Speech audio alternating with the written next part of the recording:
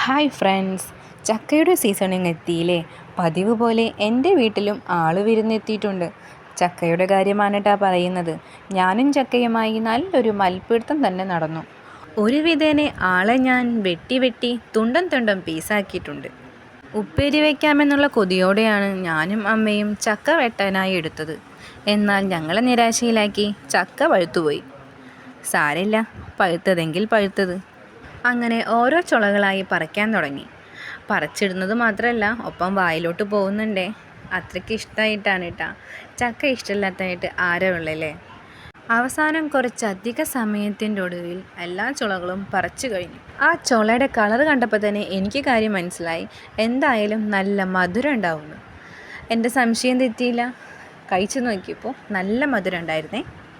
ഇന്നത്തെ വീഡിയോ ഇത്രയേ ഉള്ളൂ. പുതിയതായി ആരെങ്കിലും കാണുന്നുണ്ടെങ്കിൽ ഒന്ന് സബ്സ്ക്രൈബ് ചെയ്തേക്കണേ. അപ്പോൾ ടാറ്റാ.